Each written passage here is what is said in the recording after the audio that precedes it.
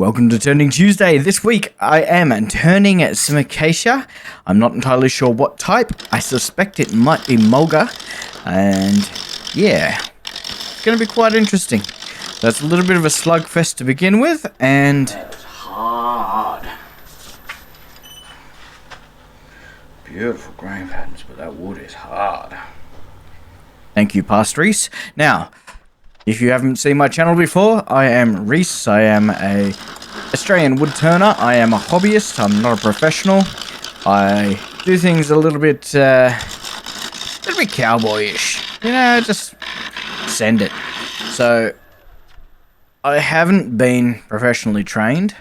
I've got the basics, but I am most definitely a hobbyist and more of the beginner grade of hobbyist. So I've been turning for a few years and I make some nice pieces.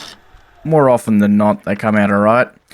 But I am most definitely still in my early days and experience, because typically having a family and pets and things like that, I just don't get time to get out on the lathe and get the hours needed to get more and more proficient.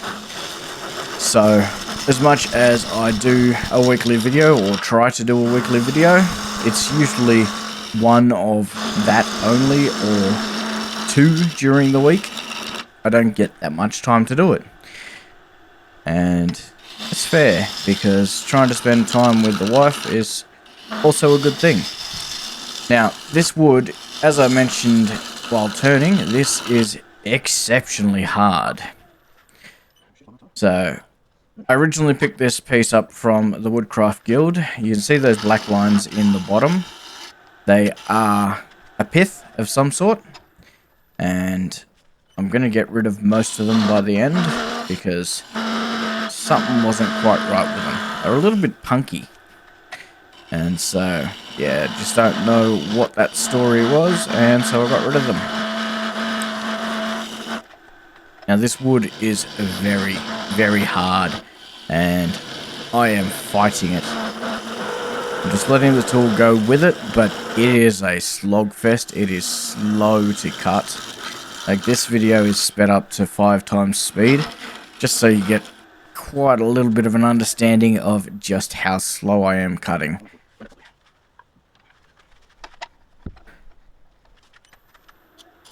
So, now I'm just going to use the tip of the skew and form the foot and tenon.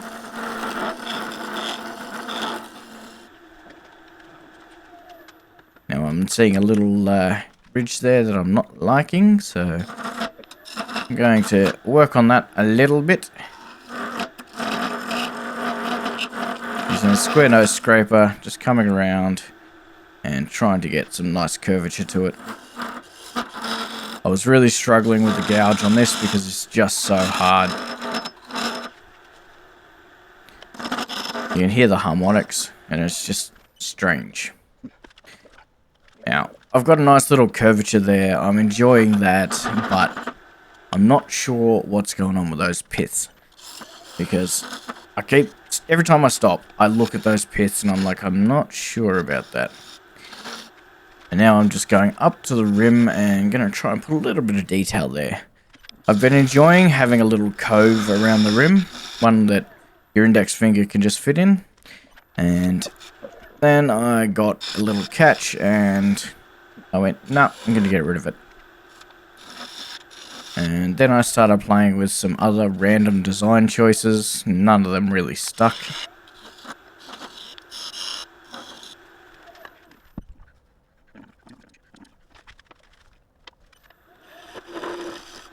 Trying to do a little shear scrape there, and as you can hear those harmonics while it's getting there, the harmonics are very much real, and they are causing all kinds of nasty chatter.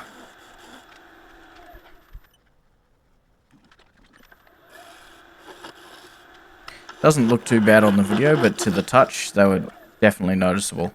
As you can see, I'm stopping and touching it now and then, just letting my hand run over it. And I can tell this wood's mostly smooth because of that shine. So I've got no fear just running my hand over it. And now I have destroyed the shape I had, and I've gone, nah, I'm getting rid of those piths. I did keep a little bit of one, because it was a nice little accent, but I got rid of the majority of it. And I pulled the tool back, and it decided to skate on me because I did not pull it away from the wood first. That was silly, silly, silly. I had noticed that I had put a foot on that was the wrong size anyway, so I had to go back and touch it up. So I decided to try and reform that rim, and I'm just saying to myself, I've lost my curvature there. I've got no actual curvature of the bowl.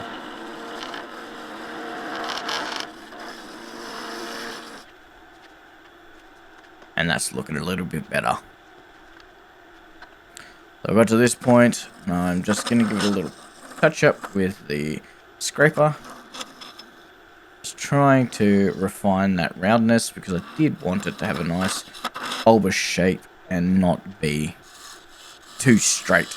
And I wanted a nice strong undercut on that rim, because as you can see, even on this angle, you can see a nice shadow line there. And that one came up an absolute treat.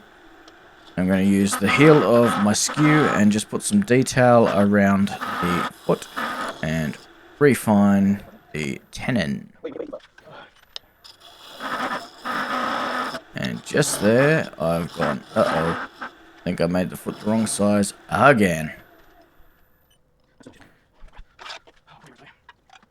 And I just said, I'm going to have a quick look.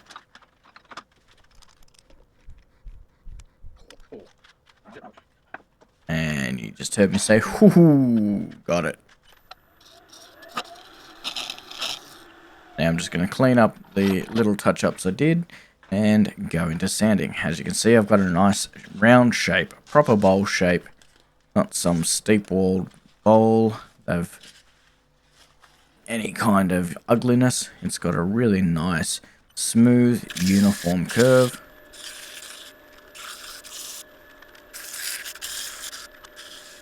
Gonna give it a quick sand up. So I've gone, so with this one I started at 120 and I'm going up to 400. Then I'm gonna hit it with triple E twice, and then I will put some beeswax over the top.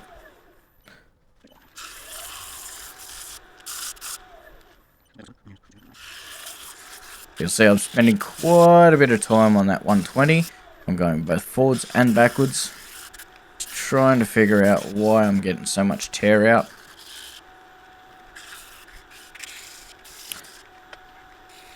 And this time I think I got it. So I've moved up in the grits. Now I'll have a quick look. I'm very happy with that. So we're moving on to the triple E. You can start to see that shine coming through, and you'll really start to see it shine on the second application. You see those lights reflecting, getting a really, really sharp, and now I'm putting that beeswax on. Just buff it in, and almost a mirror finish off that. It's looking absolutely gorgeous. Just something you get out of a really nice, dense hardwood. And this wood is ridiculously dense. I haven't mentioned, it's hard. Really, really hard. It's also why I'm getting such beautiful stringers. Now, if this is the mulga that I suspect it is, it has a Janka Hardness between 3000 and 4000, as opposed to things like oak, walnut, and ash, where the Janka score on them is somewhere between 1000 and 1500. So, double to 4 times the hardness of a lot of international woods. And this is just a classic Australian wood, and gotta love it. To live in the outback, it's gotta be hardy. To be hardy, it's gotta be hard.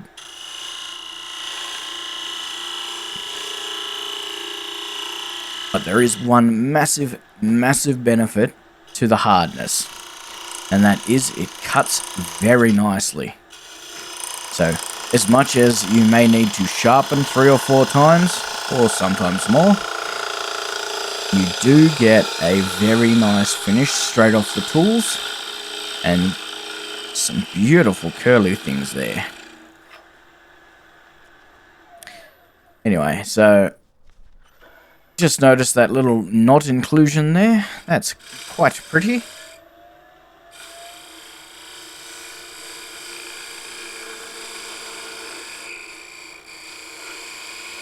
As you can see, these really nice stringers flying off, nice and long, just slowly coming down the wall. This is a real-time clip.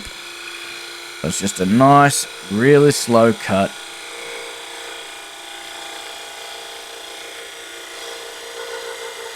And because it is dense, I'm not trying to push it too hard.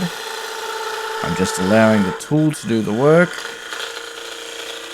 As you can see there, I left my flute a little too closed as I came around that corner, opened a little bit more and started getting the strings back again.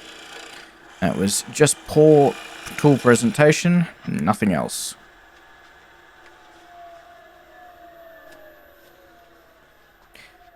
And that is off the tool. So there's a little bit of a ridge in the bottom.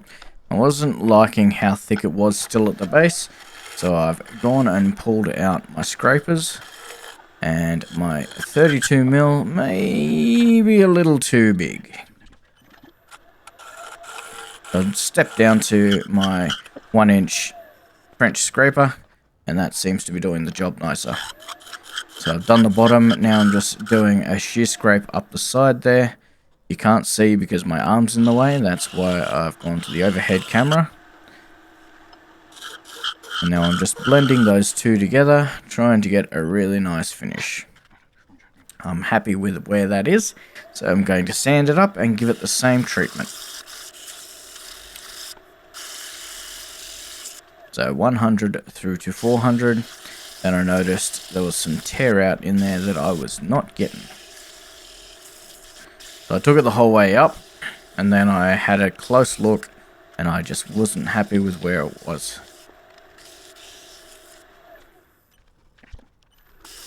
So you might have seen the little chatter mark up near the top there. I'm not getting it out by hand, so I switched to the drill.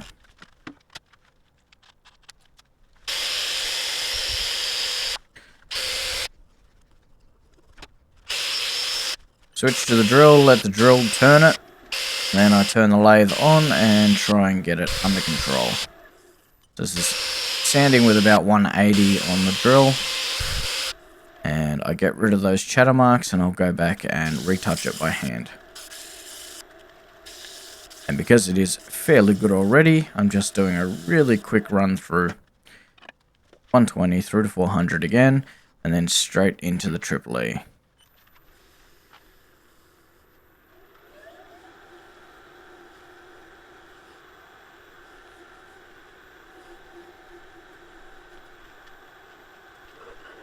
And then we go in with the beeswax. And I make sure I melt that in nice and firmly, and almost a mirror finish once again. Can't be disappointed with a turnout like that. I originally picked this piece up because of the really interesting contrast between the sapwood and the heartwood. And as soon as I saw that, I was like, I'm fairly certain this is acacia of some sort. I know it's going to be hard to turn, but it's going to be worth it. So I was talking over myself there. I was just saying, nice little bowl. It's got no teeth marks. A little bit of inclusion. There's some chatoyance, but not much. Around the knot, there is quite a bit of movement, but it's still very weak compared to something like blackwood. So just going through the photos now, and if you've enjoyed this, thank you for watching, and happy Turning Tuesday. If you're not subscribed, I would request that you do that, or go and watch some of my other content and see if you actually want to subscribe. Thanks for watching, and have a great week.